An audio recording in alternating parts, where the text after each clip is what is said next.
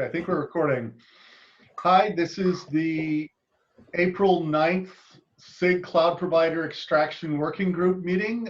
Please remember to be kind and give everyone else the benefit of the doubt. And with that, we will turn it over to Nick, who is going to be talking about his upcoming CAP. Yeah, so I just wanted to mention a pull request that I had opened for the credential provider extraction CAP. Basically, this is some changes that we want to get into 119. So there's a pull request already open for this CAP with a work in progress implementation. And this is based on some discussion that we had on the original CAP pull request. Andrew had a comment to the effect that we should simplify the API between the credential provider, or the kubelet and the plugin, basically. So this was kind of just taking what he said and just adding it to the CAP. Basically, it just removes some of the exec credential kind of extra cruft. There was environment variables, args, and command, and we've sort of just simplified that into extra args, which is a generic, it's generic arguments that we can implement however we want. I was thinking environment variables would make sense because some SDKs, including AWS, make it easy to configure them with environment variables. So it would just make the coding slightly easier. But we could do any type, we could do environment variables, or we could do arguments. That doesn't really matter. So I haven't read Andrew's comments yet. If you want to do you want to update on what your comments were about, Andrew, and what you're thinking? Yeah, that was pretty much what I wanted to add. Like, I had concerns initially with environment variables because I was worried that, like certain SDKs might check well-known environment variable names and it could conflict and cause weird behavior. I'm not sure if that's a real concern or if I'm just kind of, looking for things to break. So yeah, like I think like passing in the argument list as like into standard in or into the arg list might be better. And then like if the SDK wants an environment variable, like the plugin can just set it at runtime. Yeah, I mean, that totally works. I was just thinking it might save a couple lines of code to do the environment variable thing if you're explicitly trying to set those SDK variables, but it really, either way would work. I'm fine with that way as well. Okay.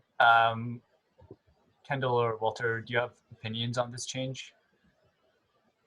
So my thinking here was like, we should like, kind of like CNI where like you have your well-known plugin commands and then you have to document the parameters and whatever. Like I was kind of going for that same, I'm kind of thinking that same route. And so we can, like on top of this, we can even offer the framework that has like that already offers like how to build a binary with the get credentials command, and then you just have to implement the thing that runs that. Yeah, no, I really like where this is going. I think it's just going to take a little bit of thinking and work away from the implementers. They just follow it. They don't have to think about it as much. So that makes a lot of sense to me. One thing that I actually wanted to add was, so I added the bit about using staging to the CAP. I think if you scroll down, you'll see. So just a quick blurb about we're going to move credential providers to staging so that the API objects can be consumed by the plugins more easily. And then I figured I would also add like maybe a little bit about just how we're going to compile the binaries for the existing credential providers that are now going to be compiled as separate binaries. So there's not much to it, but just like, there'll be like a command directory in this staging package, and it'll have like a a main.go for each provider. Yeah, Walter? Sorry, I'm going back on the last one. I realize I'm winding back a little bit. But given that they're optional, it almost seems to me like we could just have both ARGs and environment as two separate optional fields. And then we don't have to worry about which one to use or which way to go. Yeah, so that was how this originally was, and I think the nature of Andrew's comment on the KEP was that it was maybe a little bit unnecessary, and this is simpler. So I guess we're choosing here between a little bit of, you know, ease of, you know, if a implementer is trying to use both arguments and environment variables, it might be a little bit easier to have both, but you know, it's a little bit more. The other thing is it's an optional field. So if we pick one and we discover that there's a compelling use case for both, we haven't locked ourselves out. That's true. Yeah, I'm okay with that.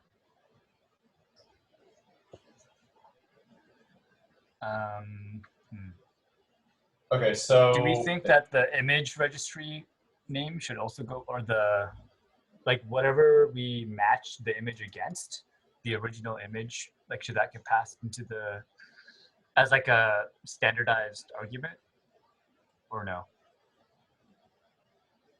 So I'm wondering if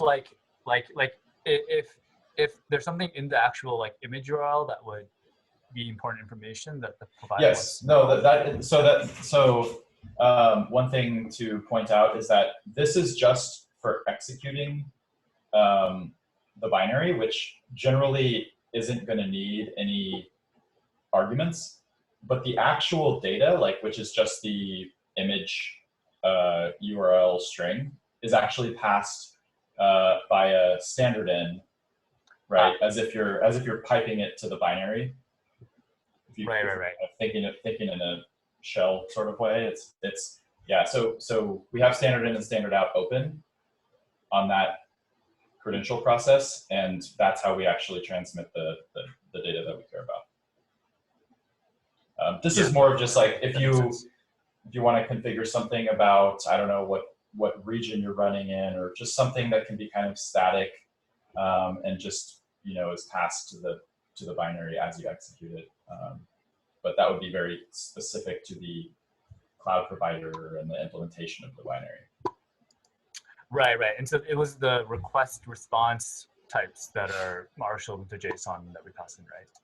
Right, exactly. Yeah. What happens if that binary crashes? No image for you. Yeah. Then you have a problem. Well, no. If it continues to crash, sure. I'm just thinking of, is there any sort of recovery, expected recovery? Like, is the idea that you're going to get a broken pipe and then you're going to have to restart from the beginning, and that's up to the cloud provider? Or is there some sort of idea of you can continue where you left off? There's no continuing where you left off at this point. I think the kubelet would, I'll have to check this, but I think the kubelet would be retrying with the pull image function. I think that may be just worth document. All I'm going to say is I think that's worth documenting. Okay. Yeah, that's a good point. I haven't thought too much about that case, so I'll think about it, and then if it needs to be added to the KEP, I'll put something in there.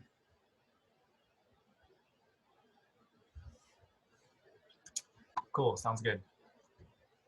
Yeah, I think this is a like a simpler starting point at least, and then if we ever find that, you know, implementers want the same set of features we get from the exec config, we can always add it back. So yeah, that makes nice. Sense. Cool. Did anyone have anything else they wanted to discuss? Nothing from me. Nick? No, I don't think so. Andrew? Yeah, no, this is the only thing. I think on the migration, so the CCM migration, there was, I think where we left off, Walter, was we're trying to figure out a home for the controller migration config. So I actually had a PR open that tries to move. I actually need to fix it. It's not complete actually, but I think it's a good starting point.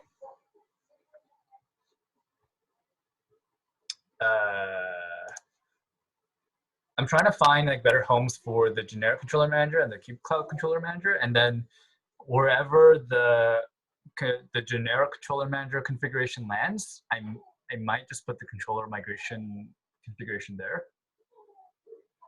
Okay. But I think we need to have a discussion on how important this work is compared to like some of the work I'm doing to move like all the cloud provider stuff into Kate-style/cloud provider to make it easier for the actual people building the CCMs to vendor it in. What do you think? Like if we had to pick one for this release, like which one would you prefer? Well, in fact, before I answer that question, I have something I wanted to quickly mention. I generally am working on multiple things at once, and I talked to my management layer, and they've agreed that I get to spend the next quarter focusing on this, and they've given me an extra resource. So I'm actually fairly hopeful. A lot of the migrating CCM to staging, I was going to give to my new resource because that seemed like a really good starter project. Yeah, I agree.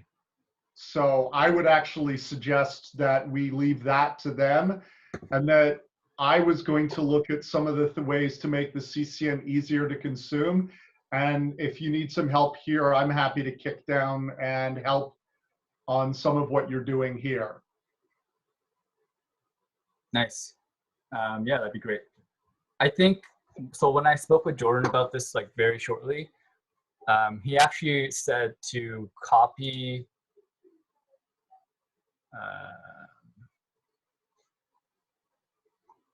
trying to find where the original configs are. So he actually said to move this, the generic controller manager, into Cube controller manager, and then duplicate like the Cube cloud shared. No. So duplicate the generic controller manager in both the CCM and the KCM, and for the Cube cloud shared configuration, it should live only in the CCM, but then the Cube controller manager can import it as long as the entry provider is there. So I'm not sure what that means for where we put the migration type, but my assumption was that it makes the most sense to put it in the same place that the generic controller manager type is. I think that makes sense. And we just have to make sure that that gets moved out to staging, but I think that makes a lot of sense. Okay. Cool. Cool. Yeah. Awesome. Anything else?